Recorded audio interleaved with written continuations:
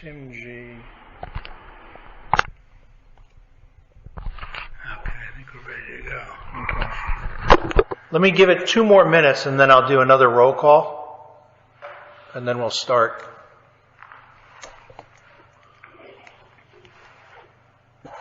Get some breakdowns as to what the elements are of this thing.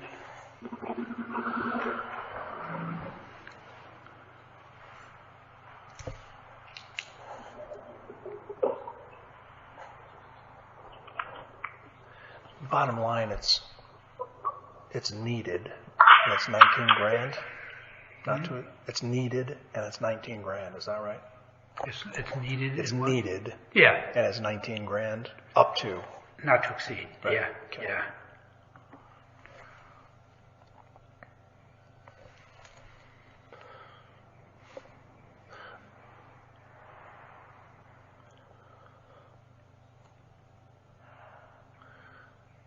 All right, I'm going to read a list of names that I know are on the phone, and anyone whose name I don't call, if you can alert me. I've got BJ, I've got Anna, I've got Matt Olson, I've got Andy Russell on the phone right now. Is there anyone else on the phone?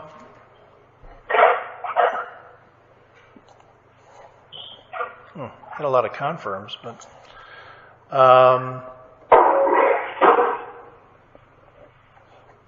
All right.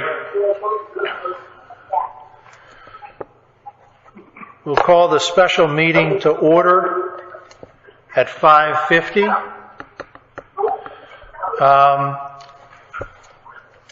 There is a vacancy. Actually, there are 2 vacancies right now, both of which are ours. And so I would entertain a motion, since the only other guy on the phone, to seat Mr. Olson for Miss Reed. So moved. Russell? Second. Anna? All those in, any discussion? All those in favor say aye, please. Aye. Any opposed? Very good. Motion carries. All right. To the meat of the matter, I'm here with Tim, and he can go through a little bit of the detail. This shouldn't take very long at all, but at Monday's Board of Selectmen meeting, as I noted in my email, there was a bit of an emergency need for funding for replacement of the office at the transfer station, and we did get a little bit of a flavor of that, I think, 2 meetings ago, in terms of its decrepit nature, and it was going to need to be replaced shortly, but I guess it crept up on us sooner than we had expected. So with that, Tim? Yes, the old building, John Roach bought that used, and it served us for a number of years, but when they worked on something on the ceiling, it was apparent that there was some serious mold and other undesirable. So in order to continue on, the current structure will need to be demolished. So what Ed would want to do is to have a temporary building that could be situated closer to the road, I think, than the current one, so that as people come in, he would not use the scale, but would, he knows the prices pretty well, so he'd see what people have and then charge them and collect money. He could give out receipts, but not use the scale because of the wiring going into this building.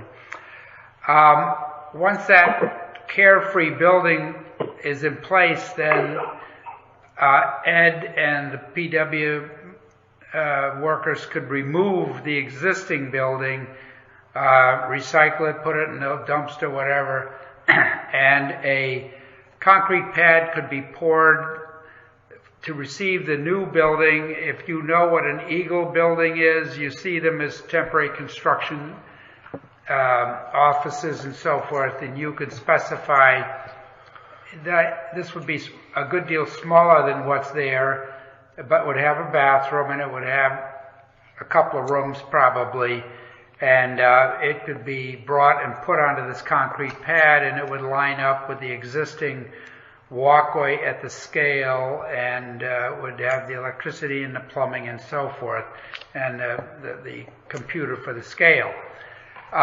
So this first phase would be to purchase the temporary building, remove the electric, stop the water. The water, incidentally, also serves the bus barn, so they'd have to continue that service, but deactivate the existing structure, and then demolish the existing building. So if we have a motion to allocate from the town building improvement fund an amount not to exceed $19,000, I can run through what the items are. The temporary building is proposed to be about $6,000. The electrical work would be $5,500. The water work would be $2,500.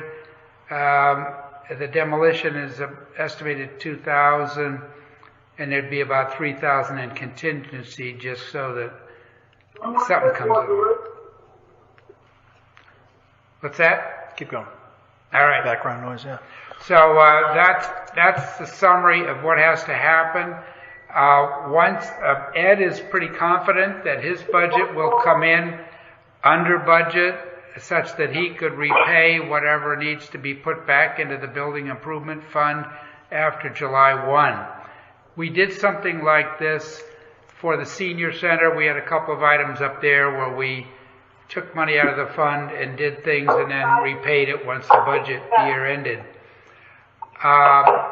We do not have a lot of clarity on the cost of the permanent building, but I'm hoping, it'll be a slab and it'll be this, I think it'll be a 24-foot building. This thing is bigger, and I can't say exactly whether the electric and water cost in this first stage would be sufficient to hook it back up. I hope so. It seems $5,000 for electric is a lot. So hopefully it would be basically the slab, and they have to also do some work with the computer wiring and so forth. But we'll get more on that when Phil gets some better estimates. There's a lot of background noise here. I don't know who's stumping around, but that's about it. So just a clarification before I ask for the motion. The Board of Selectmen unanimously approved the expenditure up to $19,000 using the building fund, yeah. right? Mm-hmm. Mm-hmm. And expenditure too, because this wasn't expenditure. Yeah. So it was unanimous at the Board of Selectmen. So with that, I'll entertain a motion to So moved. approve what Tim had just laid out there. Yep, so moved. Andy, is there a second? Yep. Second. Anna?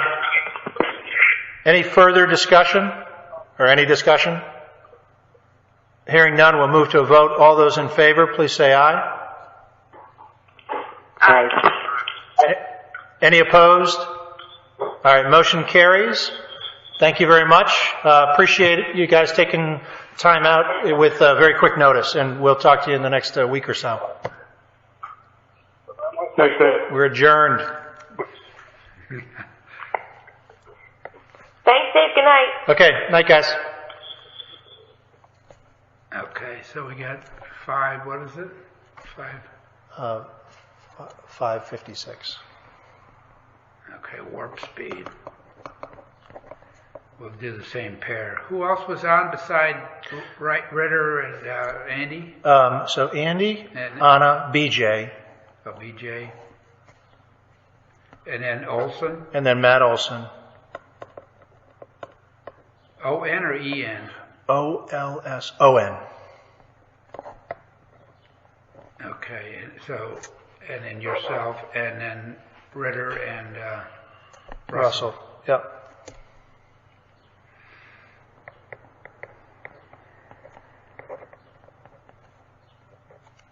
Okay.